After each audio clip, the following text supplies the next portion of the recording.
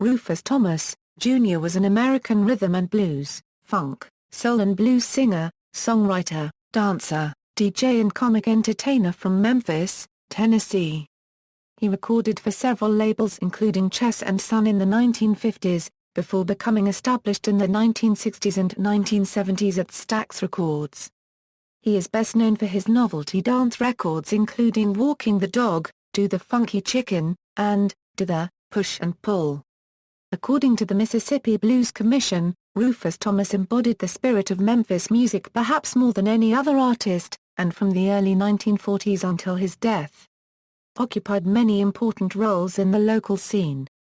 His career began as a tap dancer, vaudeville performer, and master of ceremonies in the 1930s, and he later also worked as a disc jockey on radio station WDIA in Memphis, both before and after his recordings became successful.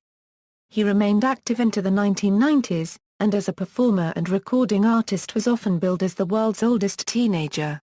He was the father of singers Carla Thomas and Vaneese Thomas, and keyboard player Marvell Thomas. Early life: born a sharecropper's son in the rural community of Case, Mississippi, Thomas moved to Memphis, Tennessee with his family around 1920. His mother was a churchwoman. Thomas made his debut as a performer at the age of 6, playing a frog in a school theatrical production.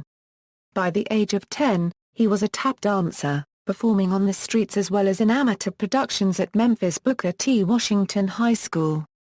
From the age of 13, he worked with Nat D. Williams, his high school history teacher who was also a pioneer black DJ at WDIA and columnist for black newspapers, as a master of ceremonies at talent shows in the Palace Theatre on Beale Street.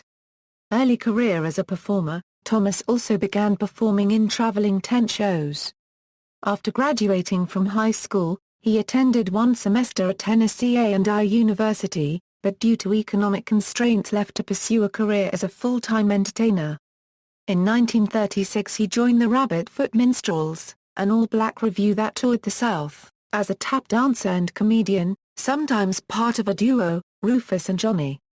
He married Cornelia Lauren Wilson in 1940, at a service officiated by Aretha Franklin's father, Reverend C.L. Franklin, and the couple settled in Memphis. Thomas worked a day job in the American Finishing Company textile bleaching plant, which he continued to do for over 20 years. He also formed a comedy and dancing duo, Rufus and Bones, with Robert Bones Couch, and they took over as MCs at the Palace Theatre, often presenting amateur-hour shows. One early winner was B.B. King, and others first discovered by Thomas later in the 1940s included Bobby Bland and Johnny Ace. In the early 1940s, Thomas began writing and performing his own songs. He regarded Louis Armstrong, Fats Waller and Gatemouth Moore as his musical influences. He made his professional singing debut at the Elks Club on Beale Street, filling in for another singer at the last minute, and during the 1940s became a regular performer in Memphis nightclubs such as Curry's Club Tropicana. As an established performer in Memphis, aged 33 in 1950, Thomas recorded his first 78 RPM single, for Jesse Erickson's Small Star Talent label in Dallas, Texas. Thomas said, "I just wanted to make a record.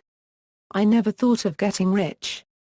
I just wanted to be known, be a recording artist, but the record sold 5 copies and I bought 4 of them."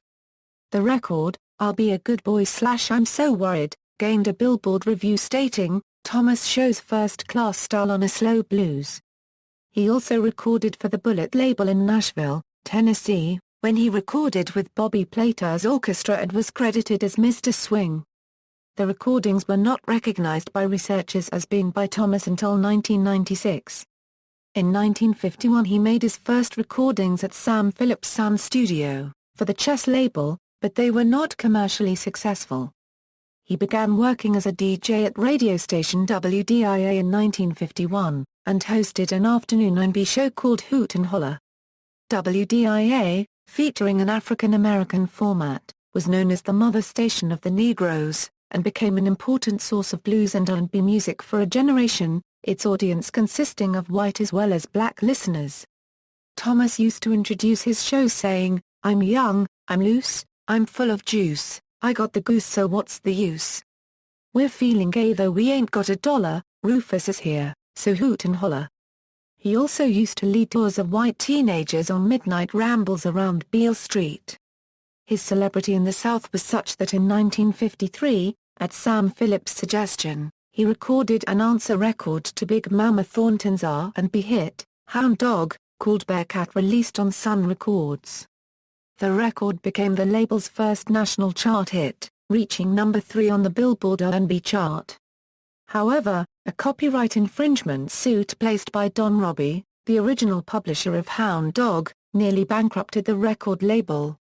After only one recording there, Thomas was one of the African-American artists released by Phillips, as he oriented his label more toward white audiences and signed Elvis Presley, who later recorded Thomas' song Tiger Man. Thomas did not record again until 1956, when he made a single, I'm Steady Holdin' On, for the Bihari Brothers Meteor label. Musicians on the record included Louis Steinberg, later a founding member of Booker T and the MGs.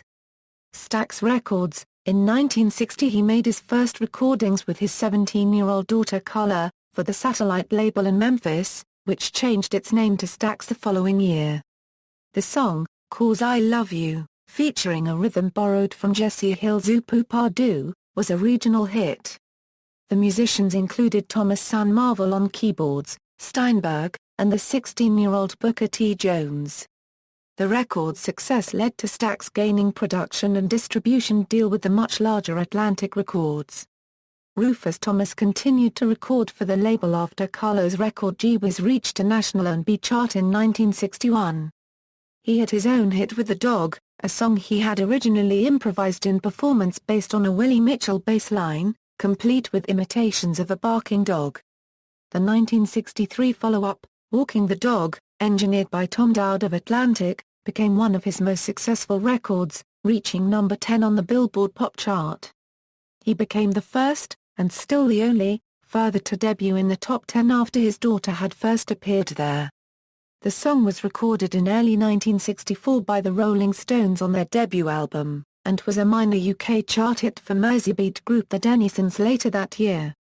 As well as recording and appearing on radio and in clubs, Thomas continued to work as a boiler operator in the textile plant, where he claimed the noises sometimes suggested musical rhythms and lyrics to him, before he finally gave up the job in 1963, to focus on his role as a singer and entertainer.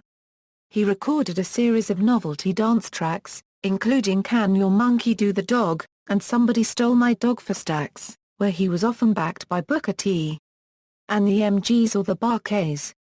He also became a mentor to younger Stax stars, giving advice on stage moves to performers like Otis Redding, who partnered daughter Carla on record. After Jump Back in 1964, the hits dried up for several years, as Stax gave more attention to younger artists and musicians. However, in 1970 he had another big hit with Do the Funky Chicken, which reached number 5 on the R&B chart, number 28 on the pop chart, and number 18 in Britain where it was his only chart hit.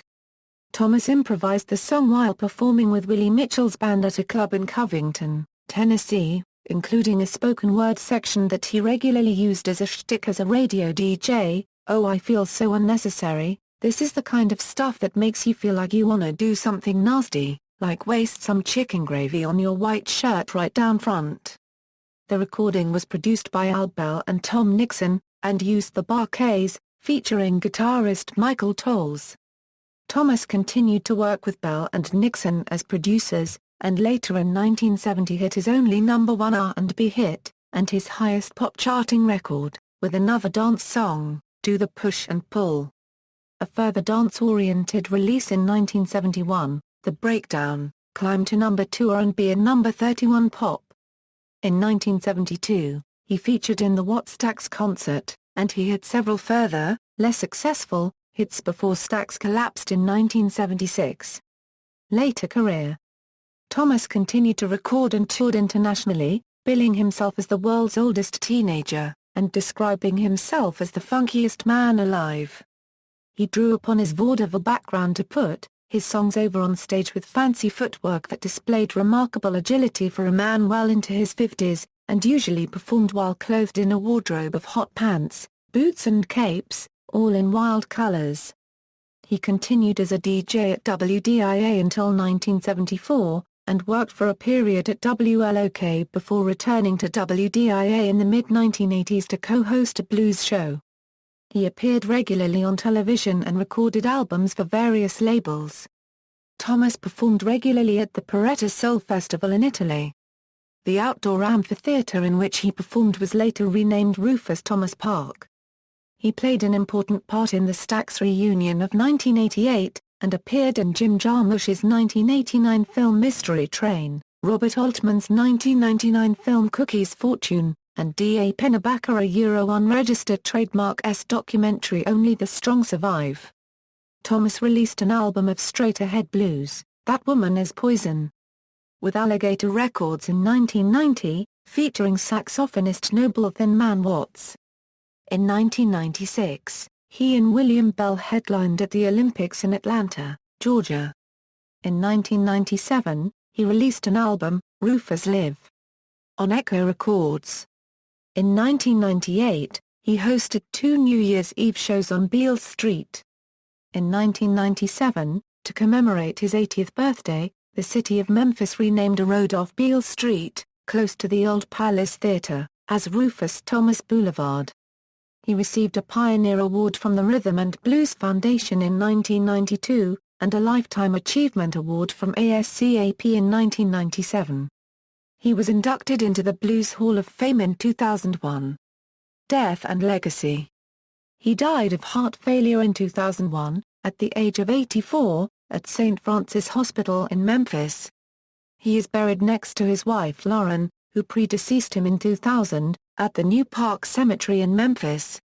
Writer Peter Guralnick said of him, "His music brought a great deal of joy to the world, but his personality brought even more, conveying a message of grit, determination, indomitability, above all a bottomless appreciation for the human comedy that left little room for the drab or the dreary in his presence."